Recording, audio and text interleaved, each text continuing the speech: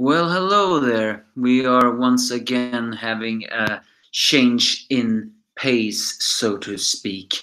And that is the fact that to tell you the truth, I originally did not intend to do a discussion like this here. I mean, it's not that this series has been bad this year. On the contrary, I have enjoyed it. Although, spoiler alert, it's not exactly on my top ranked list of reading, surprisingly. That doesn't mean it is bad, mind you. It is on my other list. It's more of the fact that translation time always catch me at the bad time, and therefore I'm never in the mood to read them. And even when I do go back to them, I'm just never in the mood of reading it. Having said that, Fire Brigade of Flames, from me, the angry anime fan, the despair reviewer, is not a bad manga and can surprisingly be enjoyable. But given to the fact that the translation is a lot, around the air, so to speak, it's very difficult to find time to properly enjoy it. I don't even know when the real Raw gets released because you can never really find it here. But I have gone back and have seen it all. Although to be fair, I still haven't reviewed the last episodes that came out here. And to be honest, I'm not so really sure I will have time or stamina to do that before the year's end. But I will try. I will try. So yeah, I get a little spoiler when I said that maybe this one is unfortunately not on my top and most readable mangas of this year. But I'll explain that when I make that video. So what can we say about Fire Brigade of Flames? Well, as I said before, Fire Brigade of Flames is a lot better manga than you give it credit for. And this year, a lot of the volumes were dropped. Dropped, that sounds wrong. The volumes were released, and those that were released were usually amongst those who were most enjoyable. And finally, by the very recently, 1 month or so, the Fire Brigade of Flames is finally confirmed to have an anime. It was about damn time, I tell you.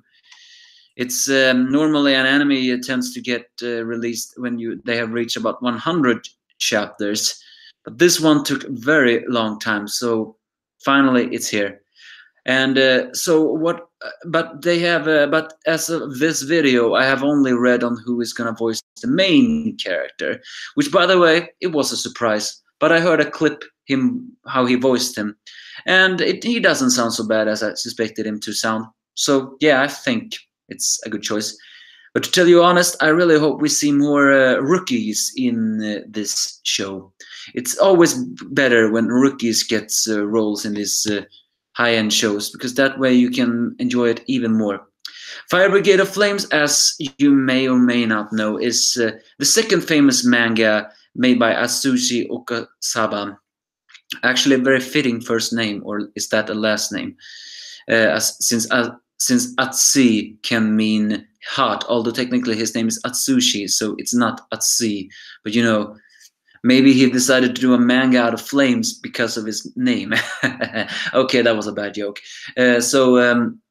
It's just the fact that his first most famous work was Soul Eater. And I can actually tell you, I finally sat down this year and read the entire manga of Soul Eater. And I had to agree, Soul Eater is an enjoyable manga. I mean, it has some chapters that just feels like, oh, come on, why is it even there?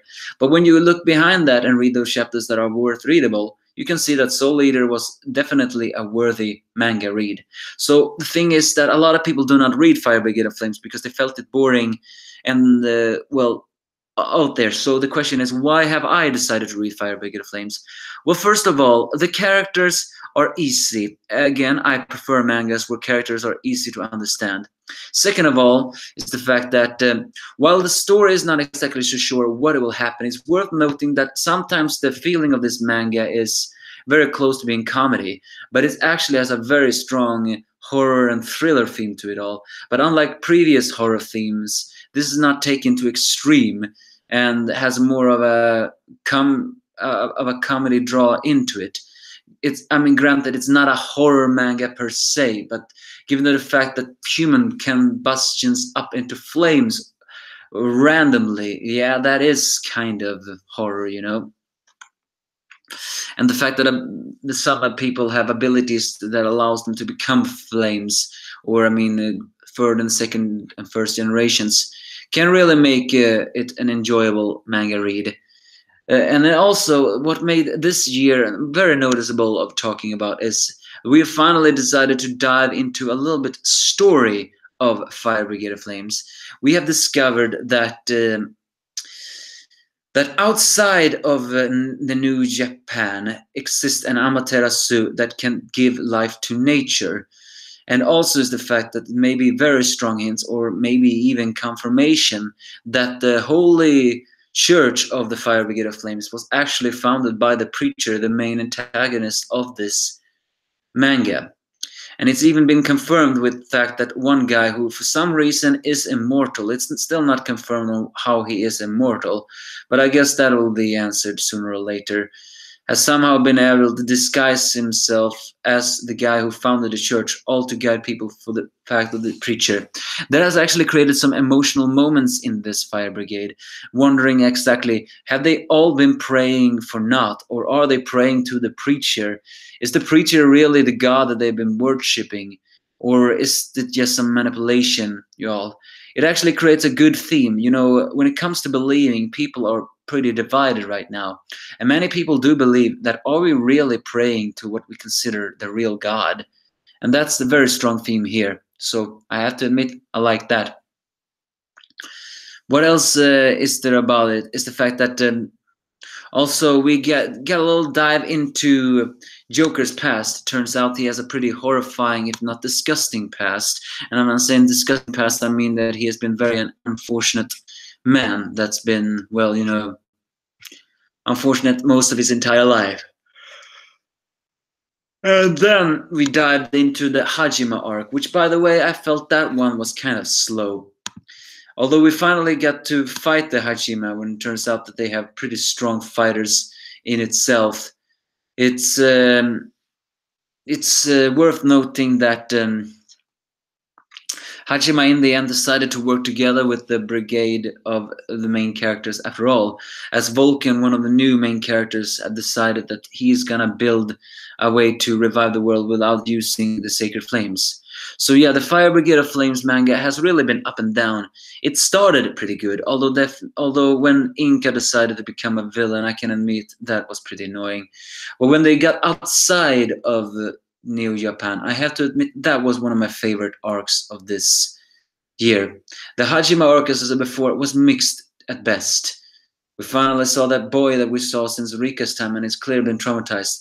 We're also introduced to a psychopathic guy named Corona, a guy I don't really like.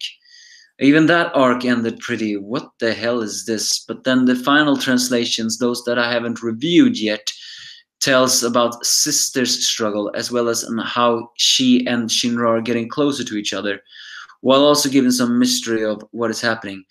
And what makes Fire Brigade more looking forward to is that we're finally diving into Maki's family. And that is something I have been wanting to see for a very long time. And now we're finally diving into it. I'm looking forward to what we're seeing more. Now, the reason why Fire Brigade of Flames can be pretty, you know, bad sometimes is the fact that where the story is heading is not exactly clear. Although we finally have divided into finding the mystery of this preacher, almost every single arc ends with the victory for these White Hoods, the main villains. And it's also making it worry that, is everything really going as the preacher wanted, or is this all just something else's plan? Granted, Soul Eater was also like that. They always played with people's emotions, wondering what is next, what is going to happen. Are we really in our own control of our own emotions? Everything like that was played in that one as well. So it's here also as well.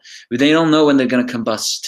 And sometimes we wonder, is that really random, or is it somehow that someone can be infected and do that as well? So that is... So Fire Brigade can be a pretty confusing manga, so sometimes. Also is the fact that despite the preacher is the main villain of this show, we still haven't seen her. And yes, I'm saying her because apparently some new information has said that the preacher is a she, not a he. I don't know how that makes sense, but we'll see about it. And also the Adora. The Adora seems to be the hell of the other world, and yet why aren't we seeing more of it yet? We need to see it more.